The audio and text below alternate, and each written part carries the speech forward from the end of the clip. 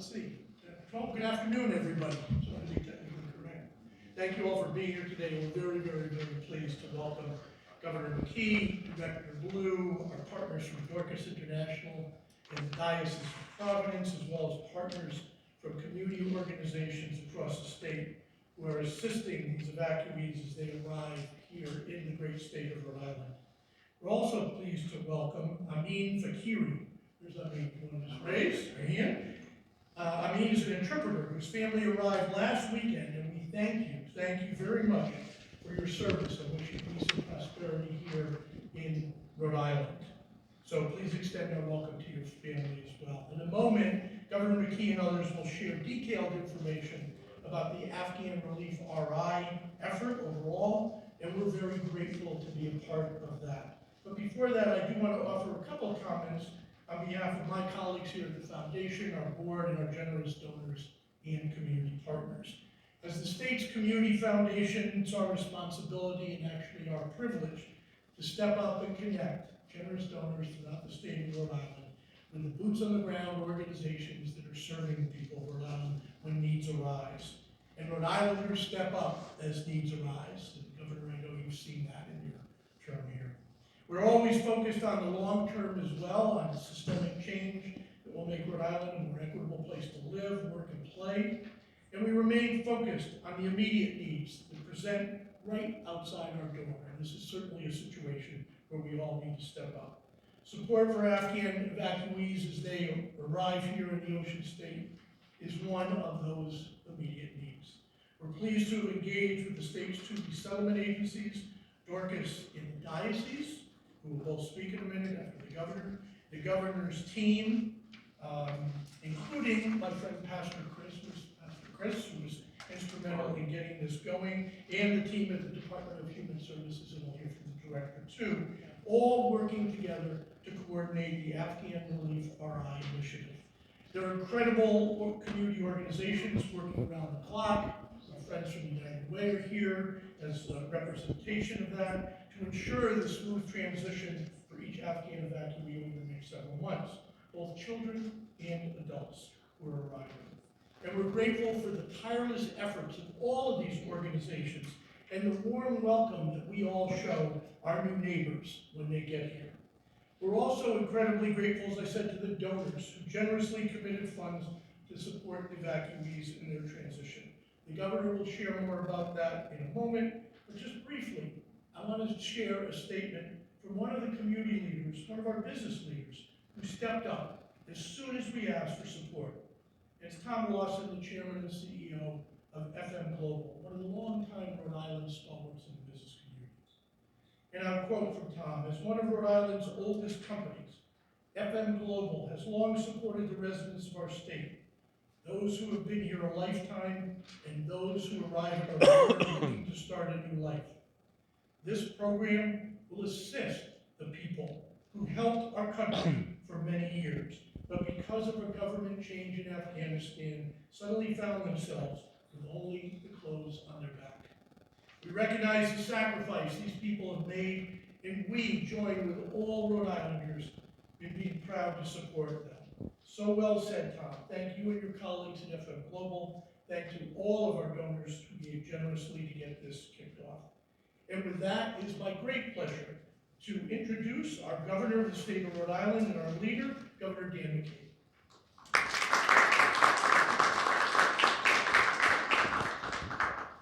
Neil, thank you, and as always, especially over the last couple of years, thank the foundation and the board for your support and able to be flexible and nimble and react to things that are right in front of us in a way that is a big need. And I want to recognize Director Blue, Rhode, Kathy, and all the hardworking people at the Office International, and Jim and the Catholic Diocese of Providence for being with us today, but also really leading the charge in many ways.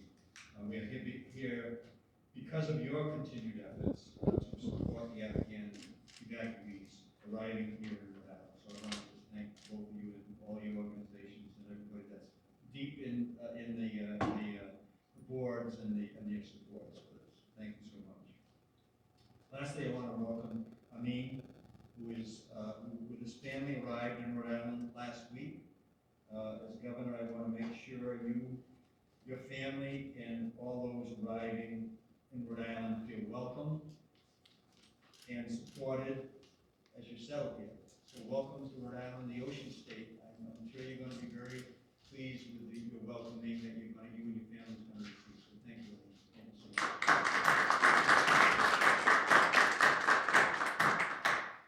In a letter to President Biden 3 months ago, we told our nation's leaders that Rhode Island stands ready to welcome Afghan allies and families fleeing the humanitarian crisis in their own country. Today, we are here to make good on that promise, and I want to thank the members of our staff, Rosa, as well as Pastor Chris. I can say, Pastor, when I knocked on your door a few weeks before, I was sworn in, and I asked you to, I'm going to be doing the people's work, you do God's work, come on board. They're about the same. Today, as I texted you over the weekend, this is God's work and people's work. And so thank you so much for your leadership, and along with Rosa and the rest of our staff. So today we're here to make good on that promise to do our share. And I'm proud to announce the launch of the Afghan Relief Rhode Island. It represents two things. First, it's the online platform that Rhode Islanders can visit to support the resettlement of Afghan evacuees as they continue to arrive in the Ocean State. You can visit AfghanReliefRI.org to be connected to ways you can donate money, donate goods and furniture, and donate your time. Even step up to host a family, which many people have already started in the works. Afghan Relief Rhode Island also represents the generosity and welcoming nature of Rhode Islanders. We told the world 3 months ago that we, as a state, will welcome with open arms the families and allies fleeing Afghanistan. This is a statewide effort, and it takes everyone in the state to make this happen. And on that note, I'm thrilled to announce the Refugee Relief Fund through the Rhode Island Foundation. And again, thank you, Neil, and thank you for your leadership and your board's leadership and your staffs. To date, nearly $1.5 million has already been raised through the fund, which is remarkable.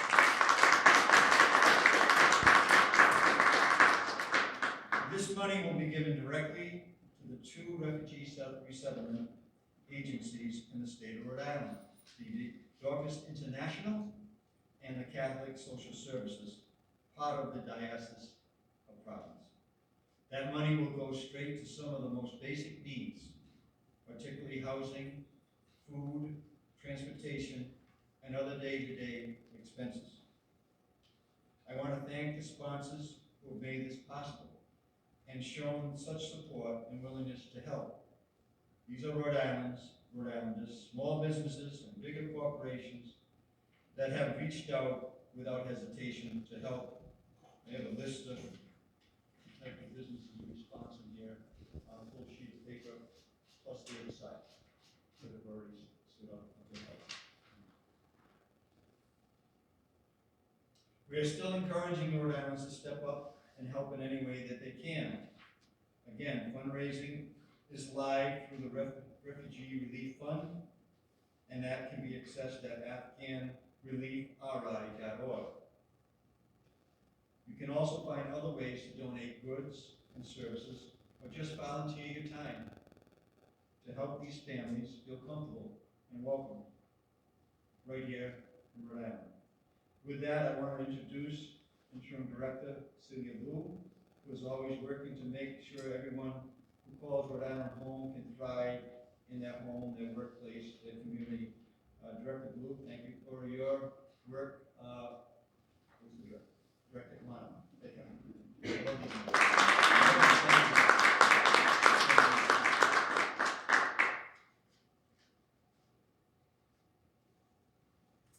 Thank you all very much for being here today and to let me offer just a few brief remarks. The mission of Rhode Island Department of Human Services is to be there for people in need. And it is our vision that all people who live in this beautiful state have the resources and opportunities to thrive at home, work, and in the community.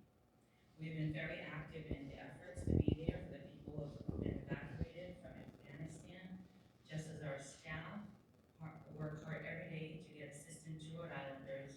We will do the same for our new neighbors, and we've been happy to work side along many community partners, all of you being here today and beyond, to respond to their arrival. I want to personally thank Fred Sneesby, the state's refugee coordinator, for his relentless work for so many of the people and families that DHS helps daily, and has been working with Pastor Chris and the team to really help to coordinate all these efforts. Similar to many of our state leaders and valued community partners, Fred has a level of compassion and community spirit that we definitely need to see more of these days. Thank you, Fred.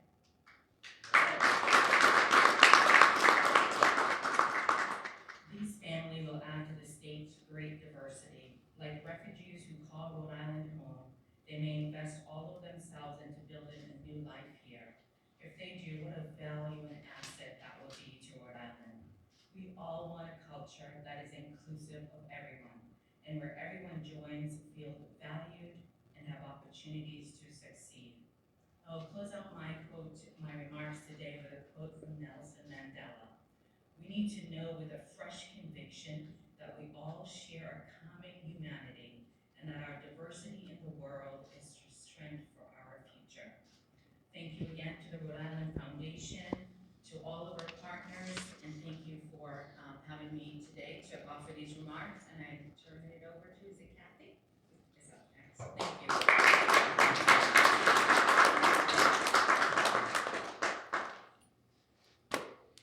Hello, good afternoon. It's great to see all of you here, and I want to thank you. I want to thank the governor, Neil, Pastor Chris, you're amazing, and Fred as well, and my partner in all of this, Jim. Seriously, really who I want to thank are the Rhode Island community. There's been overwhelming support from the day we heard that the first Afghans were going to be coming to Rhode Island. And at Dorcas International, we've been resettling refugees since the 1980s. We've got this down. We know what we're doing. However, a few things are different this time. 2 months ago, we did not expect to resettle any Afghans here in Rhode Island. We were preparing to resettle 150 refugees from Syria, Iraq, the Congo, and Guatemala. Afghan was not in the picture. 2 months later, we are hearing that we're resettling 250 Afghans in addition to the 150, and here we go.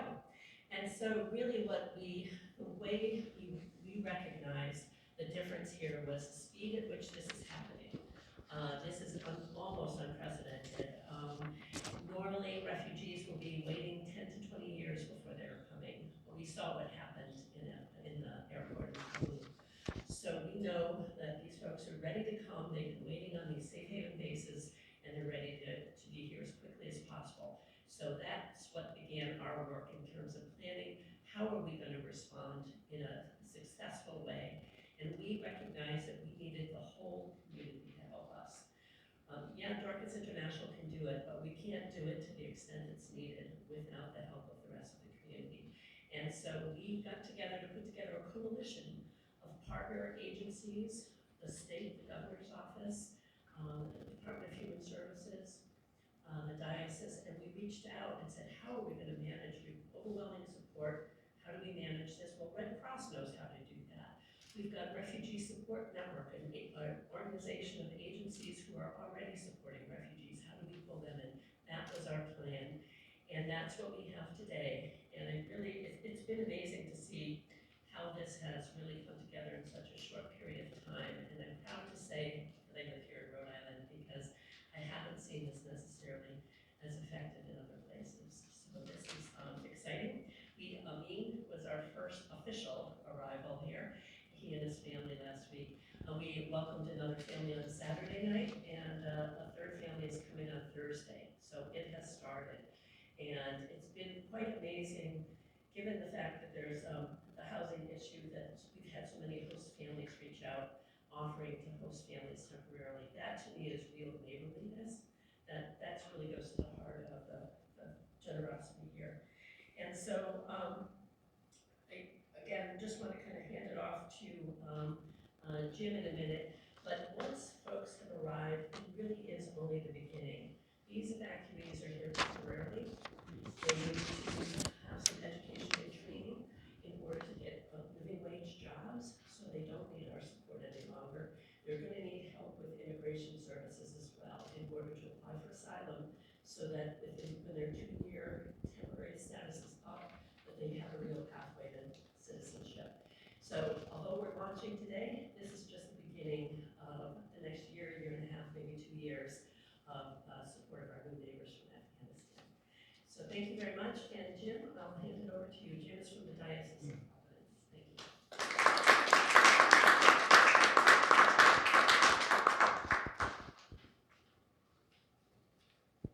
Thank you, Kathy. Good afternoon, everyone. Truly an exciting time to see so many Rhode Islanders, Rhode Island families, Rhode Island businesses working together on this endeavor. The Diocese of Providence is grateful for this partnership. Thank you to the Governor, thank you to Director Blue, Department of Human Services, obviously thank you to the Rhode Island Foundation for the work that Neil's done, and all of their staffs, and many other social services agencies that are working together in this important collaboration. As the next several months play out, like Kathy indicated, our Diocesan Immigration and Refugee Services Office will be working to ensure that these Afghan evacuees being resettled here are given the access to the services they need and the best opportunity to transition to life in Rhode Island. Successful establishment of this fund is further indication of proof of the warm welcome that Rhode Islanders are willing to give to their new neighbors. As indicated, Kathy said as well, some of the issues facing the Afghan evacuees are going to be food security, going to be housing security. And these issues that are facing all Rhode Islanders, and the people in this room are working on long-term and short-term plans as well. And as these new arrivals enter the state, it's going to be imperative that we give them the welcome that they need. It's obvious that we are giving them that welcome. And I thank everybody for the work that they're doing on this collaboration. Thank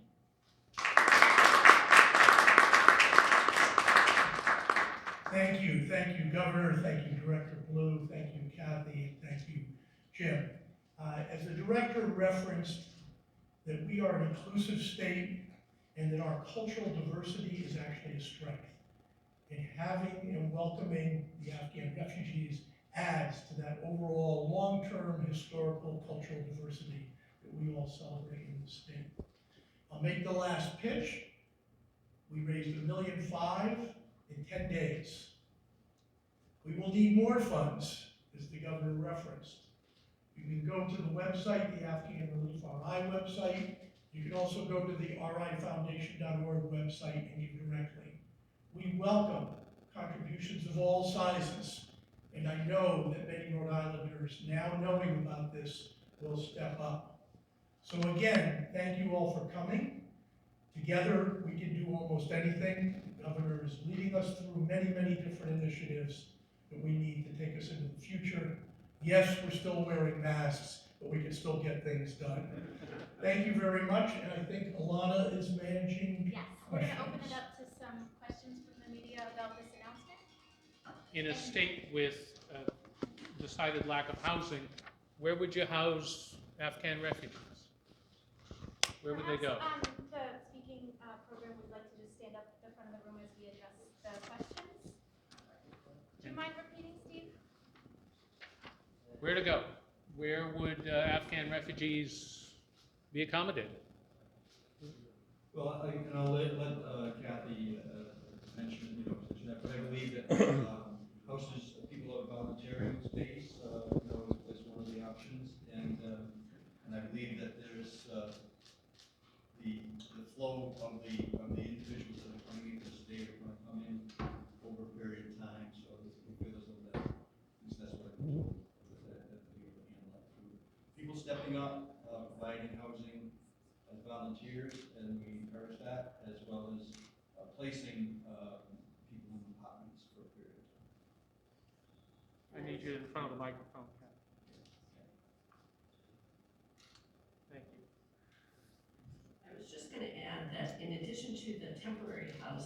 sought. We are looking to rent homes across the state. Normally, we try to find affordable housing, generally in Providence, for refugees where we resettle them. This time, we're paying market rates, which was the need for fundraising. We're paying market rates across the state. So we're asking folks with second homes or homes that they own that are currently empty, if they would consider at least renting for the next year or so. Thank you. Question? Unlike many past refugees who were victims of perhaps natural disasters, uh, economic situations, in this case, there's an active political threat and a security threat for many of these brave people who acted in support of American interests overseas. What type of security accommodations are being made for these folks, and what type of privacy are you attempting to maintain as they join us here in Rhode Island? I don't want to take the mic over here, I'm sorry. We are maintaining the individual privacy of the arrivals. We will not share their information unless they ask that of us. Amin particularly has asked us to share his information because he has a message and he really wants to advocate on behalf of his countrymen as well. And so, again, to the extent possible, we will protect folks. There are a lot of arrivals that will not want to be talking to the press because they do have family in Afghanistan and are concerned about the safety of their family. Thank you. Will the Department of Homeland Security be involved at all in protecting will the Department of Homeland Security be involved at all in protecting these individuals, given, again, the prominent nature they held in the defense of American interests? Yeah, I wouldn't, all I know is that certainly the federal government has taken an interest by providing different types of programs through an act of Congress. If we need that help, we'll call them. But we've got good security in the state of Rhode Island. We're going to be very, very safe. Will we hear from the gentleman? We'd love to hear from We're him. going to invite Amin up now to speak.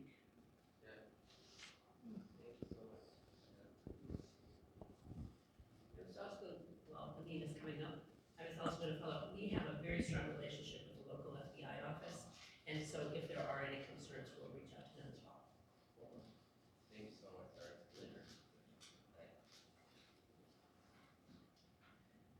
Thank you so much for having me. My name is Amin Fakhiri and I come from a remote village in Afghanistan. I was 17 years old when I started working as an interpreter for the United States military and then the United States government in different parts of Afghanistan. The United States military and the government did a lot for the Afghan people. They installed a democratic government and I mean, everything was happening in Afghanistan. The people were happy, people were liberated, and women had their rights, men and everybody had their rights. The Taliban were still fighting the Afghan government. We were just not able to hold on to the government, and the government was overthrown, and more than 1 million people in Afghanistan worked for the United States government, supporting the U.S. mission in Afghanistan. So after the government was overthrown, the lives of those people, as you all know, were in great danger. They were gonna, get caught by the Taliban and get killed, because that was the obvious message of the Taliban, that people who have served for the United States government have no place in Afghanistan anymore. So right now, over 75,000 Afghans have arrived in the United States, in different parts of the United States. About 10,000 are, in cities like Rhode Island, like Amen, and many are still at the military camps in different parts of the United States. So I want to thank everybody, all the foundations, the U.S. government, the U.S. military, for putting up the Operation Allies Welcome and bringing the Afghan allies to the United States and making them feel like home. When I was at the military camp, I was volunteering as an interpreter, helping my people in the U.S. Air Force as an interpreter. And when I arrived here in Rhode Island, I was so warmly welcomed that I did not feel like I'm, anywhere away from my own home. So I would like to thank the Dorcas Internationals, my friend Jonathan Dater, Umar Ba, and so many other people, the reporters who came to, the airport, and the host family has been amazing. There is a family that's hosting us here in Rhode Island. They have been so amazing. They have not let us do anything. They are the ones who is like taking care of everything and who has stepped up for us. So I would like to ask the donors and the foundations that are working here in Rhode Island to open up their housings for the evacuees as they are arriving in Rhode Island. Housing is a big challenge, so I want to call on those people to please open up your houses and let the Afghan evacuees stay there and give them a good feeling, because we went through a very traumatic situation while coming to Afghanistan, and it was not easy for us to go through all that, because we had an in-place government and that was overthrown by the Taliban and by the bad political decisions of both sides. So the people of Afghanistan who were serving, they did not do anything bad. They just were serving and they kept on serving. So people who have arrived here, most of them are U.S. allies. People who have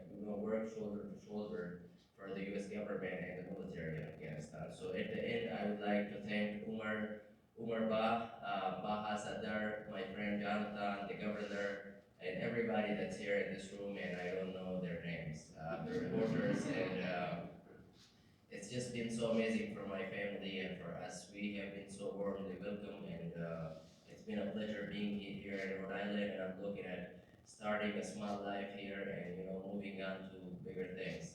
So thank you for having me. Thank you, everyone.